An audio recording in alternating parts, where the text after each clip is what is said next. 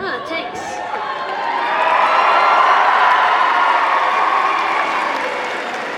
No, was not expecting that. That was mad. Thanks. I don't really know where to start because I never usually plan these things out. I kind of just say what I'm feeling at the time. I've taken down a few notes on my phone as well, so if I keep looking down, that's why. But for anyone who doesn't know what I do, I'm a freelance illustrator, author and comedian. I like to try something new every year, but I want to talk about a bit more when I was in school, and just basically being the best version of you, and what that means. So when I was in school, we didn't have social media because I'm that old. We had Bebo. Probably none of you here even know what Bebo is, but that's what we had, Bebo. And what I'm trying to say is, like, you have a lot more pressure on you, whether you realise it or not, because we didn't have to kind of deal with like those kind of, like, you know, posting up selfies online. Selfies weren't even a thing when I was in school. So, and you know, trying to put like a version of yourself forward that everyone thinks that you're great, but you're unhappy with yourself then because you're not being true to yourself. And the reason why I want to talk about this is because when I was in school, like I didn't have that many friends. Now I was a little bollocks, I'm just going to say the truth. I was like, you know, like I was spraying, you know, like polish on the ground, the teachers were slipping on it, like I didn't care. And you know, I was quite mean to some people in my class. And you know why I was mean to people in my class? Because I was deeply unhappy with myself. You see, last year I found out at 27, I found out like for the first time that I'm autistic. And I had struggled all the way through school, through college, and I just kept fighting to get where I needed to be because I knew that like I had the pressure on me from people saying, oh, you're just like everyone else, you know, it's grand, you can do this, you can do that. Now, I was happy that I had those people to push me, but I had no one to talk to and no one, like, for someone to listen to me. I hadn't got that.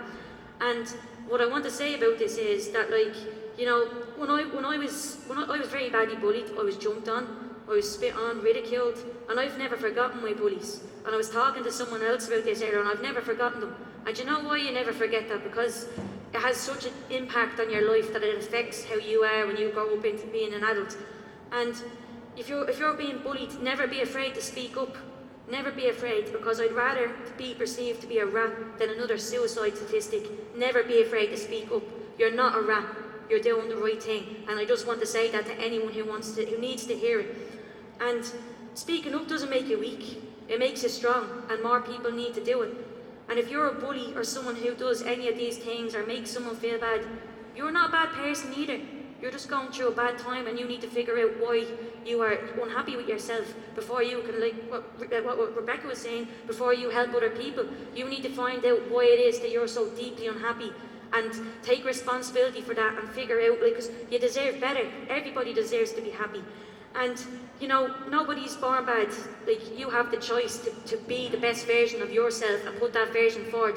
Like, go sit with that person who has no friends, who's sitting alone at lunch, because you might be surprised. Like, I was that person. Nobody talked to me in school. And let me tell you something, nearly every single person who's been in my class has messaged me since to, like, congratulate me on how well I've been doing this, that and the other.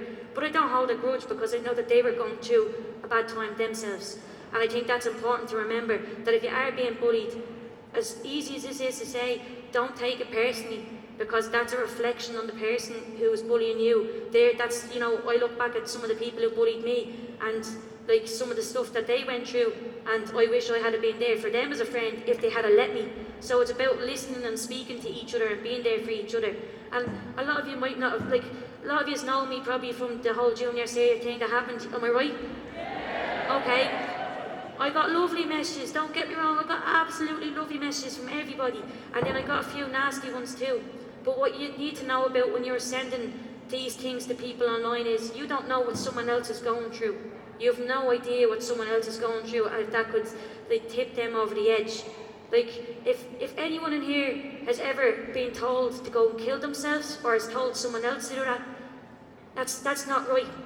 And you do not want to say something like that to someone and then to grow up and be 28 like me and, you know, figure out, I shouldn't have said something like that. That was wrong. You don't want to be looking back going, I made that person do that. Because let me tell you, you will. You will. Because I've looked back on things I've done on people in my class where, like, I've, you know, I've never told someone to go and kill themselves now, but I have been mean to other people because I wanted to reflect me being weird onto someone else. I didn't want to be bullied anymore, so I put it onto someone else. But I've apologised years later because I was absolutely mortified. I was absolutely ashamed. And that will come back as you get older, because you'll soon realise that we are all equal and everybody has a right to be on this planet, and nobody has the right to tell you otherwise, that you don't deserve to be here, and remember that. And all I'm saying is, like, uplift someone. Like, you will feel better in yourself if you do good, and good things will come to you by doing that. And that's something I've learned along the way, and I've completely changed my perspective on life in that way. I used to be a very negative thinker. I used to struggle with anxiety and depression.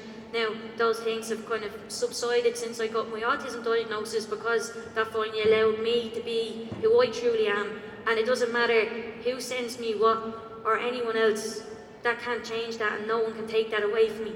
And no one can take that away from anyone else who is autistic in their school. And the reason why I'm bringing autism into it is because I have had so many teenagers message me, like saying they're ashamed to say that they're autistic, or they get bullied in school for being autistic.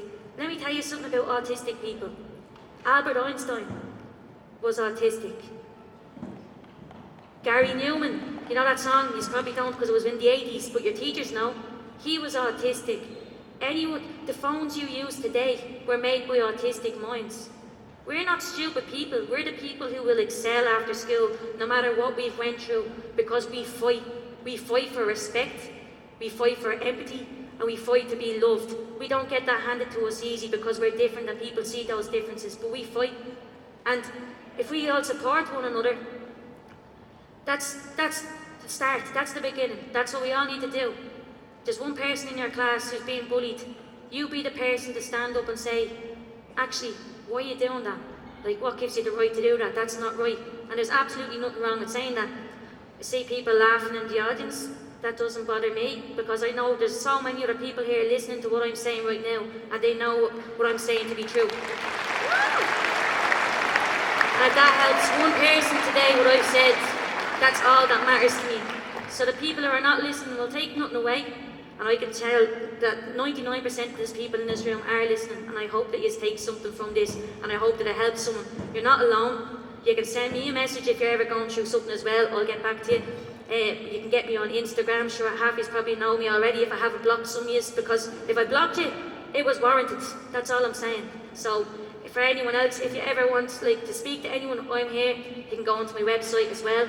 And just remember, just put the best version of yourselves forward and support someone who you might see struggling and needs it, because you might change that person's life, and you'll be surprised yourself. You might make a new friend.